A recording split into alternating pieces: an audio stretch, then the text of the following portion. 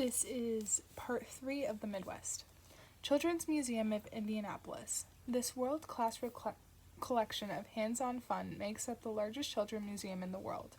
Its exhibits continue to amaze and entertain local children as well as families who make the trek to the city just to visit this renowned attraction. The astonishing fireworks of glass, a blown glass exhibit in the 5-story atrium, is the largest permanent sculpture that artist Dale Chinelli has ever created. The 43-foot-tall glass tower rises above what appears to be a floating glass ceiling. A number of innovative hands-on activities are offered to promote an appreciation of the work that went into the sculpture.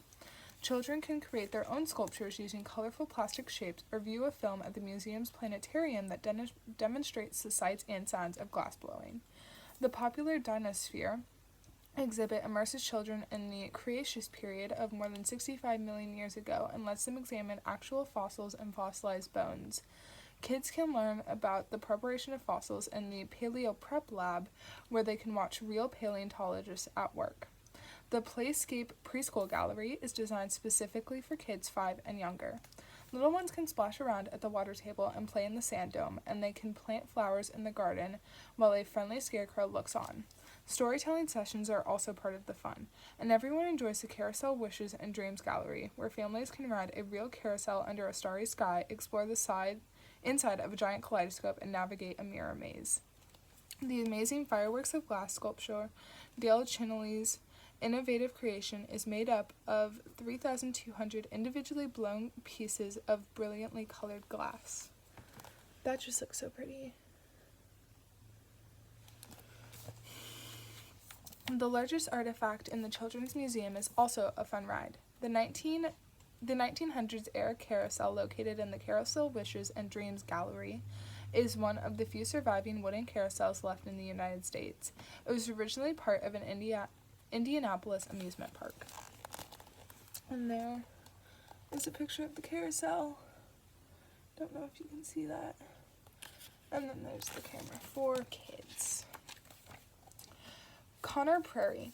At Prairie in Fishers, Indiana, you can travel back in time to the 1800s to experience firsthand how everyday life has changed during the past 2 centuries. Known especially for its entertaining yet authentic presentation of the past, this living history museum has different eras replete with costume interpreters and hands-on experiences that bring the past to life.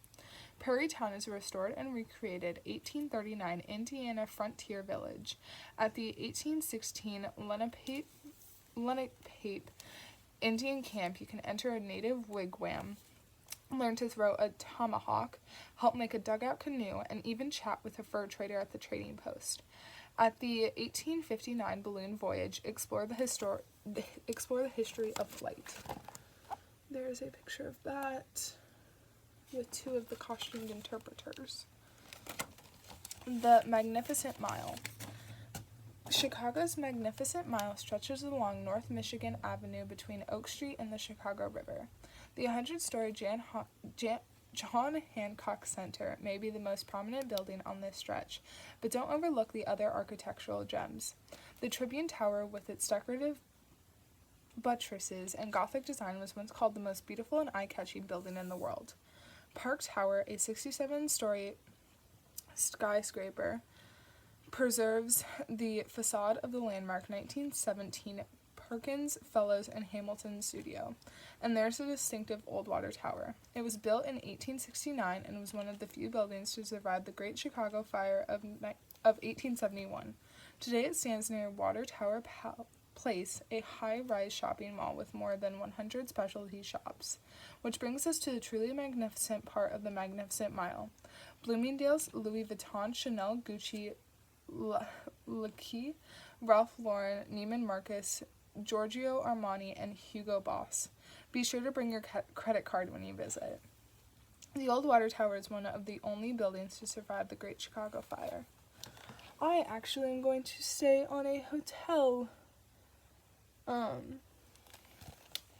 the on the Magnificent Mile, and I'm kind of excited. Millennium Park.